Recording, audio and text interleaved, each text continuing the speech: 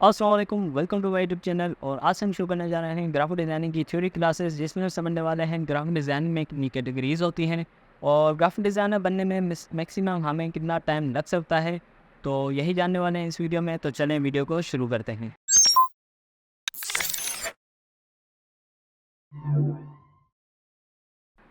तो यहाँ पर मैं अपने लैपटॉप की स्क्रीन पे आ चुका हूँ। सबसे पहले सवाल आता है कि ग्राफिक डिज़ाइनर बनने में कितना टाइम लग सकता है। तो यहाँ पे मैं आपको बताता चलूँ कि ग्राफिक डिज़ाइनर बनने में मैक्सिमम आपको 1 से 2 साल लग सकते हैं। क्योंकि अगर आपको लगता है कि सिर्फ 3 महीनों में आप डिज़ाइनर बन सकते हो, तो 3 महीनों में सिर्फ आप एडोबी इलस्ट्रेटर और एडोबी फ़ोटोशॉप ही सीख सकते हो। क्योंकि इनके टूल्स को समझने में ही 3 महीनों से ज़्यादा टाइम लग जाता है। और बाकी चीज़ें जो समझनी होती हैं, मार्केटिंग, एडवर्टाइजिंग, ये सारी चीज़ें आपको खुद सीखनी होती हैं। डिज़ाइनिंग सारी चीज़ें सीखनी होती हैं। अगर आप किसी एजेंसी के साथ काम करना चाहते हो, तो ये सारी चीज़ें आपको सीखनी पड़ेंगी। तो इनको सीखने में ज़्यादा टाइम लग जाता है। तो इसीलिए डिज़ाइनर बनने में आपको 1 से 2 साल लग सकते हैं। और उसके बाद दूसरा सवाल आता है कि कौन-कौन सी कैटेगरीज़ इसमें मौजूद होती हैं और किस कैटेगरी के ऊपर हमें काम करना चाहिए या हम काम कर सकते हैं। तो यहाँ पे मैंने कुछ कैटेगरीज़ मेंशन की हुई हैं। सबसे पहले कैटेगरी आती है ब्रांड आइडेंटिटी डिज़ाइन, जिसके अंदर आपको लोगो डिज़ाइन करना होता है, ब्रांडिंग करनी होती है और स्टेशनरी डिज़ाइन करनी होती है। और दूसरी कैटेगरी आ जाती है हमारे पास डिजिटल आर्ट, जिसमें आप मुख्तलिफ़ किस्म के आर्ट मैनिपुलेशंस कर रहे होते हो, इलस्ट्रेशंस कर रहे होते हो। और थर्ड कैटेगरी हमारे पास है मार्केटिंग एडवर्टाइजिंग डिज़ाइन, जिसमें हम बैनर डिज़ाइन, कवर डिज़ाइन या एड डिज़ाइन कर रहे होते हैं। और फोर्थ कैटेगरी हमारे पास यूआई यूएक्स डिज़ाइन, जिसमें हम ऐप डिज़ाइन या वेबसाइट डिज़ाइन कर रहे होते हैं। और फिफ्थ कैटेगरी हमारे पास है टाइपोग्राफी, जिसमें हम फ़ॉन्ट्स के ऊपर काम कर रहे होते हैं, टाइप फेसेस के ऊपर काम कर रहे होते हैं। फ़ॉन्ट्स को इस्तेमाल करते हुए बेहतरीन किस्म की डिज़ाइनिंग या क्रिएटिविटी कर रहे होते हैं, तो जो कि टाइपोग्राफी कैटेगरी में आ जाता है। और last but not least publication design आ जाता है, जिसमें हम books, magazine design, newspaper design ये सारे कर रहे होते हैं, जो कि प्रिंटेड मटेरियल होते हैं जिनको प्रिंट किया जाता है। अब आपके दिमाग में सवाल आता होगा कि लोगो क्या होता है, स्टेशनरी क्या होती है। तो यहाँ पे मैंने कुछ एग्जांपल्स निकाले हुए हैं। फर्स्ट कैटेगरी है हमारे पास ब्रांड आइडेंटिटी डिज़ाइन। तो ये आ गया आपका एक लोगो, जो कि किसी भी कंपनी का एक सिंबल होता है, स्पेसिफिक सिंबल होता है, जिसको देख के ही आपको अंदाज़ा हो जाता है कि ये किस कंपनी का लोगो है या कौन सी कंपनी है। तो ये एक लोगो होता है जिसको डिज़ाइन किया जाता है इलस्ट्रेटर में। और उसके बाद इसकी स्टेशनरी डिज़ाइन की जाती है। और स्टेशनरी में आपके पास आ जाता है letter head, envelope design, CD cover design, business card design और कुछ मैगज़ीन डिज़ाइन भी होते हैं। तो ये सारी कंप्लीट स्टेशनरी होती है। तो यहाँ पे आपको दिखाई दे रही होगी, एक ही थीम के ऊपर सारी चीज़ें डिज़ाइन की गई हैं। नेक्स्ट एग्जांपल है हमारे पास कुछ ये वाला। ये भी बहुत ही बेहतरीन किस्म का लोगो और स्टेशनरी डिज़ाइन की गई है। ये आ गया आपका लेटर हेड, बैक साइड और फ्रंट साइड लेटर हेड की। ये आपके बिजनेस कार्ड आ गए। साइज़ पे मैं फ़िलहाल नहीं आ रहा कि क्या साइज़ होती है लेटर हेड की या बिजनेस कार्ड की या एनवेलप की, वो हम बाद में समझने वाले हैं किसी नेक्स्ट वीडियो में। तो ये सीडी कवर और कुछ मॉकअप डिज़ाइन भी किए गए हैं यूएसबी में, या पेंसिल या कुछ की चेन्स होते हैं। तो ये भी स्टेशनरी में आ जाते हैं। उसके बाद ये कुछ मर्चेंडाइजिंग की गई है मग के ऊपर, वैन के ऊपर, टी शर्ट या जैकेट, इन चीज़ों के ऊपर भी आप ब्रांडिंग कर सकते हो, अपना लोगो दिखा सकते हो, सिंबल।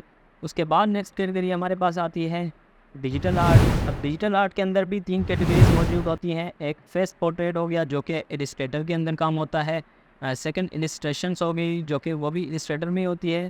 थर्ड फोटो मैनिपुलेशन, जो कि फ़ोटोशॉप में होता है। तो वेक्टर आर्ट क्या होता है, यहाँ पे मैंने कुछ एग्जांपल्स निकाले हुए हैं। ये कहलाता है फेस पोर्ट्रेट, जो कि इलस्ट्रेटर में डिज़ाइन किया जाता है। आपने मेरी कुछ प्रीवियस वीडियोस देखी होंगी, अगर नहीं देखी तो देख लीजिएगा। तो मैं भी कुछ यही वाला काम करने की कोशिश कर रहा होता हूँ। अभी भी इतना परफेक्ट नहीं हूँ, पर इस कैटेगरी में थोड़ा सा इंटरेस्ट है मेरा, तो मैं बना रहा होता हूँ फेस पोर्ट्रेट। पर ये तो बहुत ही बेहतरीन किस्म के आर्ट बने हुए हैं।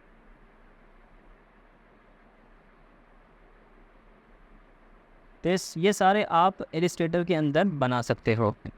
उसके बाद नेक्स्ट कैटेगरी है डिजिटल आर्ट के अंदर इलस्ट्रेशंस। तो ये सारी इलस्ट्रेशंस की गई हैं, बहुत ही बेहतरीन किस्म का आर्ट है ये। बहुत ही अच्छी स्किल है, इसके ऊपर भी काफ़ी मेहनत चाहिए सीखने के लिए। और यहाँ पे आपको 2 आइकन नज़र आ रहे होंगे, एडोबी इलस्ट्रेटर और आफ्टर इफेक्ट का। मतलब कि इन्होंने पहले ये पूरा इलस्ट्रेटर में डिज़ाइन किया है, उसके बाद इसको एनिमेट किया है आफ्टर इफेक्ट में, जो कि एक दूर से करीब होता हुआ नज़र आ रहा है। यहाँ पे ऑफ कोर्स मेरे पास वीडियो नहीं है इसकी, सिर्फ इमेज है। तो ऐसे ही काम होता है, पहले इलस्ट्रेटर में कुछ चीज़ें डिज़ाइन की जाती हैं, उसके बाद उसको एनिमेट किया जाता है मुख्तलिफ सॉफ्टवेयर्स की मदद से।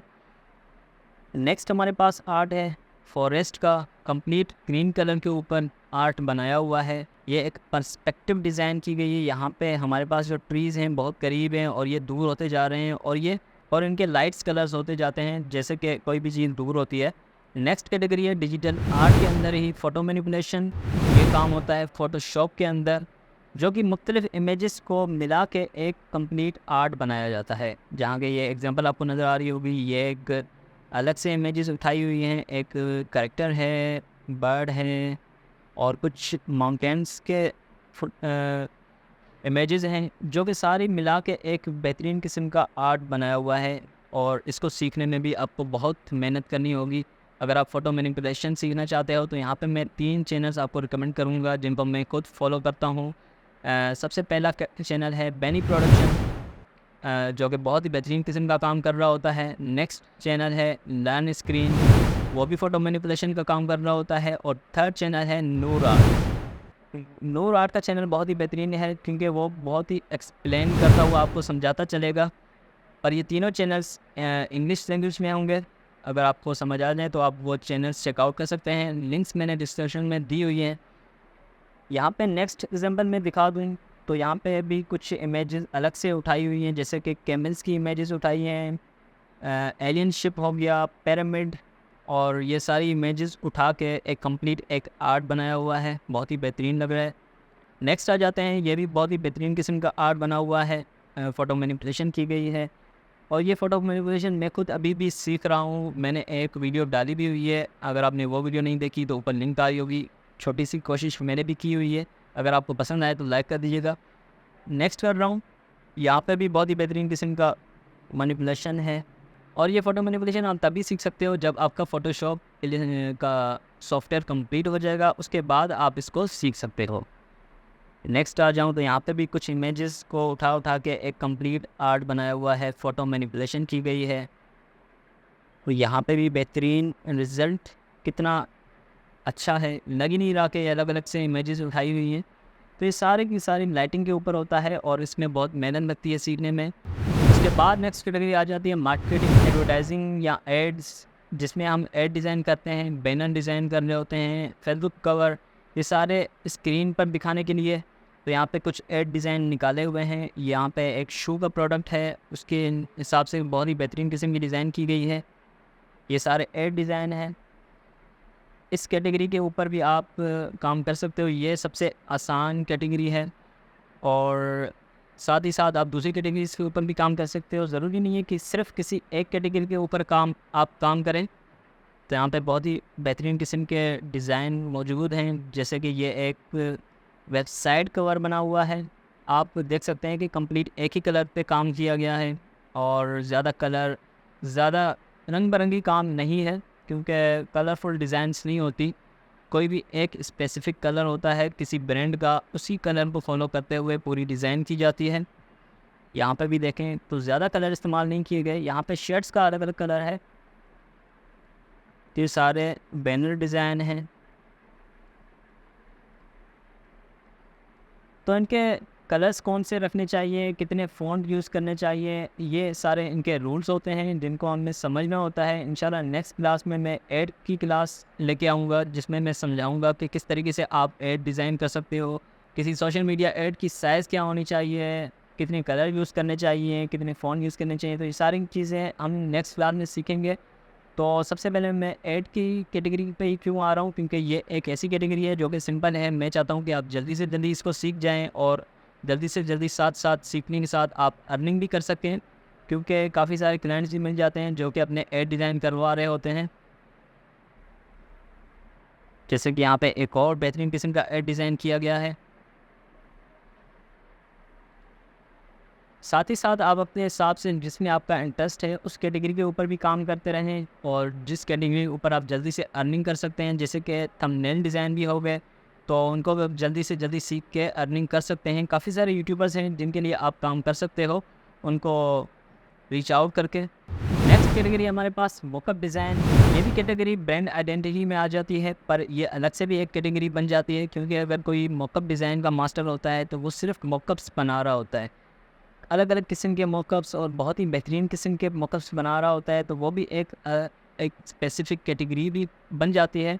कोई कोई होते हैं जो सिर्फ मोकअप्स के ऊपर काम कर रहे होते हैं।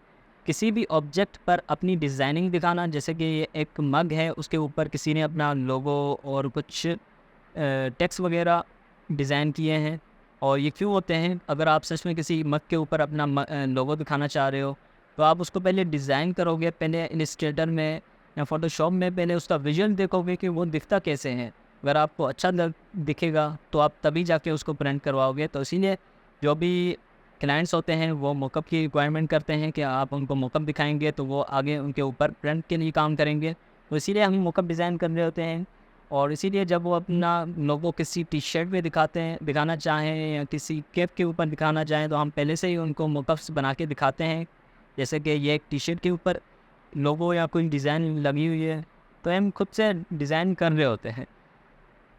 और यहाँ पे कुछ बहुत सारे यहाँ पे शॉपिंग बैग्स भी हो गए, उनके ऊपर भी मोकअप्स लगते हैं, और यहाँ पे डिस्पोजेबल ग्लास जो होते हैं उनके ऊपर भी डिज़ाइनिंग की गई है। मग्स हो गए और यहाँ पे स्पून हो गए, ये सारी चीज़ें पहले मोकअप डिज़ाइन की जाते हैं, उनके बाद इनको प्रिंट किया जाता है। और यहाँ पे एक बॉटल के ऊपर मोकअप लगा हुआ है। यहाँ पे आपके पास कैप आ गई, कैप के ऊपर आगे एक लोगो लगा हुआ है, और ये आप फ़ोटोशॉप के अंदर काम कर रहे होते हैं। जो मोकअप डिज़ाइन किए जाते हैं फ़ोटोशॉप में की जाते हैं। बेहतरीन किस्म का मग, और ये पोस्टर डिज़ाइन है। पोस्टर भी प्रिंट करने से पहले उसका भी आप मोकअप निकाल सकते हो कि वो कैसा आपको दिखेगा। तो एक पोस्टर डिज़ाइन किया गया है जिसका मोकअप बनाया हुआ है। मोकअप डिज़ाइन के अंदर पैकेजिंग डिज़ाइन भी आ जाती है, जो कि आप किसी भी चिप्स वगैरह के पैकेजिंग डिज़ाइन कर रहे होते हो और उनका मोकअप्स बना रहे होते हो। उसके बाद नेक्स्ट कैटेगरी हमारे पास पब्लिकेशन डिज़ाइन। यहाँ पे कुछ मैगज़ीन डिज़ाइन किए जाते हैं जो कि प्रिंटेड मटेरियल होते हैं, जिनको प्रिंट किया जाता है मैगज़ीन्स। यहाँ पे कुछ मैगज़ीन डिज़ाइन किए गए हैं। यहाँ पे आपको ज़ूम करके दिखाऊँ तो ये सारे पहले डिज़ाइन किए जाते हैं इलस्ट्रेटर के अंदर, और इनका प्रिंट निकाला जाता है। मैगज़ीन हो गए, प्रोफाइल हो गई, न्यूज़पेपर्स हो गए। प्रोफाइल किसी भी कंपनी की प्रोफाइल भी डिज़ाइन की जाती है, जैसे कि यहाँ पे कुछ मैगज़ीन कवर है। यहाँ पे एक कैलेंडर का पेज बना हुआ है। यहाँ पे कैलेंडर बुक के बिल्कुल सेंटर वाले पेज पे कैलेंडर बनाया हुआ है। ये भी बेहतरीन किस्म के कैलेंडर्स बने हुए हैं। तो ये सारे मैगज़ीन्स हो गए, प्रोफाइल्स हो गई, न्यूज़पेपर्स हो गए, तो ये सारे पब्लिकेशन डिज़ाइंस में आ जाते हैं जो कि प्रिंटेड होते हैं, प्रिंट मटेरियल होते हैं। नेक्स्ट कैटेगरी में हम आ जाते हैं यूआई एंड यूएक्स डिज़ाइन। अब यूआई यूएक्स डिज़ाइन क्या होता है? यूआई मतलब कि यूज़र इंटरफेस, यूएक्स मतलब कि यूज़र एक्सपीरियंस। तो इसको मैं एक एग्जांपल के तौर पे आपको समझाना चाहूँगा। अगर आप मिसाल के तौर पे एक कार ख़रीद रहे हो, कार ख़रीदने से पहले आप उसको देखते हो, उसका कलर कैसा है, उसका लुक कैसा है, वो फ्रंट से कैसे दिखती है, वो बैक से कैसे दिखती है, वो डबल डोर है, ये सारी उसकी डिज़ाइनिंग आप देख रहे होते हो। कलर्स वगैरह से लेके उसके शेप से तक ये सारी उसकी डिज़ाइनिंग देते हो, जो कि यूज़र इंटरफेस में आ जाती है। उसके बाद आप उसको चला रहे होते हो, चलान के एक एक्सपीरियंस करते हो कि वो चलने में कैसी है, कितना फास्ट चलती है, उसकी ब्रेक्स कैसे हैं, उसकी क्लच कैसे हैं, वो कितनी स्मूथ गेयर्स उसमें लगती हैं। तो ये सारे यूज़र एक्सपीरियंस में हो जाते हैं। तो इसीलिए पहले यूआई डिज़ाइन होती हैं, उसके बाद यूज़र एक्सपीरियंस होती हैं। तो अब ये मैंने एक मिसाल दी है, आप कोई कार नहीं बनाने वाले। यहाँ पे मैं एक ऐप की बात कर रहा हूँ कि आप जब भी ऐप डिज़ाइन करते हो तो उसको पहले डिज़ाइन किया जाता है, उसका यूज़र इंटरफेस डिज़ाइन किया जाता है। जैसे कि यहाँ पे एक वेबसाइट बनी हुई है, उसका बैनर कैसा होगा, उसके कलर्स कैसे होंगे, उसके थोड़ा सा स्क्रॉल डाउन करने के बाद कौन सी चीज़ें आएंगी, उसके प्रोडक्ट्स आएंगे, उसके फीचर्स आएंगे, जो भी उसका प्रोडक्ट होगा, तो यहाँ पे वो चीज़ें डिज़ाइन की गई हैं। और पहले ये डिज़ाइन की जाती है, यूआई डिज़ाइन होती है, उसके बाद यूज़र एक्सपीरियंस होता है कि फर्स्ट पेज पे आप जब माउस लेके जाते हो तो वो खुद ब खुद चीज़ें चेंज हो रही होती हैं। कितनी मरतबा क्लिक करने के बाद कौन सा पेज ओपन होगा और किस एनिमेटेड व्यू आपको नज़र आ रहे होंगे, तो वो सारे यूज़र एक्सपीरियंस हो जाते हैं। ऑफकोर्स ये एनिमेशंस की साइड में चले जाते हैं, तो वो कैटेगरी आप फ़िलहाल उसके ऊपर काम नहीं कर रहे हैं। आप सिर्फ यूआई डिज़ाइन कर सकते हो, यूएक्स के ऊपर आप बाद में सीख सकते हो। अगर आप सीखना चाहो तो आप ऐप डिज़ाइन भी कर सकते हो। तो यहाँ पे जैसे कि कुछ एग्जांपल हैं, यहाँ पे ऐप डिज़ाइन की गई है, बहुत ही बेहतरीन किस्म के कलर्स और साइज़, ये सारी इनके भी रूल्स होते हैं, कौन सी फ़ॉन्ट साइज़ होनी चाहिए, कितने फ़ॉन्ट यूज़ करने चाहिए। लास्ट हमारे पास कैटेगरी आ जाती है टाइपोग्राफी। टाइपोग्राफी में क्या होता है, आप फ़ॉन्ट्स के ऊपर खेल रहे होते हो, आप फ़ॉन्ट की मदद से बहुत ही अच्छी क्रिएटिविटी कर रहे होते हो। जैसे कि यहाँ पे example, best logo font for logo type design, एक पूरे पेज पे सिर्फ हमें फ़ॉन्ट दिख रहा है और बहुत ही अच्छी डिज़ाइन भी लग रही है, बैकग्राउंड में कुछ इमेज है वो भी फ़ॉन्ट्स के ऊपर ही है, तो ये पूरी टाइपोग्राफी डिज़ाइन की गई है। Next, an empty canvas is full, आगे पीछे अल्फाजों को लिख के एक डिज़ाइन बनाई गई है, ये भी टाइपोग्राफी में आ जाती है। नेक्स्ट दिखा दूँ तो यहाँ पे कंप्लीट डिज़ाइन एम्प्टी है, बिल्कुल वाइट बैकग्राउंड है, सिर्फ एक वुमेन है और पूरा टेक्स्ट है और एक छोटा सा लोगो है। तो इन तीन एलिमेंट्स को यूज़ करके एक बहुत ही बेहतरीन किस्म की डिज़ाइनिंग हमें क्यों लग रही है, क्योंकि पूरा का पूरा टाइपोग्राफी किया गया है, टेक्स्ट को टाइपोग्राफी की मदद से डिज़ाइन किया गया है। और अगर मैं सिंपल यहाँ किसी कोने पे लिख लेता तो ये इतना अच्छा डिज़ाइन नहीं लग रहा होता, पर क्योंकि ये टाइपोग्राफी डिज़ाइन की गई है तो ये बहुत ही बेहतरीन किस्म की डिज़ाइनिंग लग रही है, जो कि हम बहुत इजीली पढ़ भी सकें। ऐसे नहीं कि आप बिल्कुल आगे पीछे फ़ॉन्ट्स लगा दो, समझ ही नहीं है कि कौन से फ़ॉन्ट के बाद कौन सा फ़ॉन्ट पढ़ना चाहिए। तो इसके भी कुछ रूल्स होते हैं जिनको हमें फॉलो करना होता है कि किस हिसाब से हम टाइपोग्राफी कर सकते हैं। नेक्स्ट एग्जांपल दिखा दूँ, यहाँ पे बेस्ट 10 फ़ॉन्ट्स फॉर लोगोज़ इन 2024, तो एक हायरार्की दी गई है। यहाँ पे हमारी नज़र डायरेक्ट बेस्ट पे जा रही है, मतलब कि हमें पहले इसी को पढ़ना है और उसके बाद एक बड़ा सा 10 लिखा हुआ है, बेस्ट 10 फ़ॉन्ट्स फॉर लोगोज़ इन 2024। तो एक हायरार्की होती है कि पहले कौन सी चीज़ पढ़नी चाहिए, उसके बाद कौन सी चीज़ पढ़नी चाहिए, तो इसको भी समझना बहुत ज़रूरी है। तो इन चीज़ों को समझ जाएंगे तो आप टाइपोग्राफी कर सकते हैं। तो यही एक क्रिएटिविटी होती है जो कि टाइपोग्राफी कहलाती है। नेक्स्ट डिज़ाइन दिखाऊँ तो यह भी बहुत ही बेहतरीन किस्म की डिज़ाइन की गई है। हाफ़ इमेज दिखाई गई है और हाफ़ हिस्सा उसका पूरा टेक्स्ट दिखाया गया है, जो कि कंप्लीट इमेज भी लग रही है, कंप्लीट ट्रक दिखाई दे रही है, उस हिसाब से पूरा टेक्स्ट को मैनेज किया गया है, तो ये पूरी टाइपोग्राफी में हो जाती है। नेक्स्ट इमेज दिखाता चलूँ, ये भी एक डिज़ाइनर लिखा हुआ है। आप सोच रहे होंगे कि डिज़ाइनर एक ही लाइन में आता है, पर यहाँ पे आगे पीछे लिखा गया है, तो यहाँ पे टाइपोग्राफी की गई है, जो कि अच्छा भी लग रहा है, पढ़ने में भी आ रहा है। तो मेन मकसद आपको पढ़ने में चीज़ समझना आनी चाहिए। अगर टाइपोग्राफी आप ऐसी करेंगे जो आपको समझ ही ना आए, जो अगले बंदे को समझ ना आए, तो उसका कोई फ़ायदा नहीं होगा। तो इस चीज़ का भी ध्यान रखना होता है। तो ये थी सारी कैटेगरीज़ जिनके ऊपर आप काम कर सकते हो। ज़रूरी नहीं है किसी एक कैटेगरी के ऊपर आप काम करो, मल्टीपल कैटेगरीज़ के ऊपर भी काम कर सकते हो, पर हर कोई किसी एक ही चीज़ में मास्टर होता है, वो तब पता चलेगा जब आप इलस्ट्रेटर, फ़ोटोशॉप सीख जाओगे, तो आपको अंदाज़ा हो जाएगा कि कौन सी चीज़ के ऊपर आपको काम करने में अच्छा लग रहा है, तो वही आपकी कैटेगरी होगी। उसके साथ आप जो आसान कैटेगरीज़ हैं उनके ऊपर भी काम करते रहो और इस तरीके से साथ साथ आप अर्निंग भी करते रहो। तो नेक्स्ट क्लास हम एड्स के ऊपर बनाएंगे, पूरा कंप्लीट एड्स के बारे में समझेंगे, कितने फ़ॉन्ट्स, कितने कलर्स हम उसमें यूज़ कर सकते हैं, क्या रूल्स होते हैं किसी भी एड को डिज़ाइन करने में, और क्या क्या चीज़ें हम कर सकते हैं, क्या नहीं करनी चाहिए। तो वो सारी चीज़ें हम एड्स की क्लास में समझने वाले हैं। तो उम्मीद करता हूँ ये वीडियो आपको पसंद आई होगी। पसंद आई हो तो लाइक कर दीजिएगा, कमेंट करें, शेयर करें, और अभी तक मेरे चैनल को सब्सक्राइब नहीं किया तो सब्सक्राइब कर दें। मिलते हैं नेक्स्ट वीडियो में, तब तक अपना ख्याल रखिएगा। ओके, अल्लाह हाफिज़।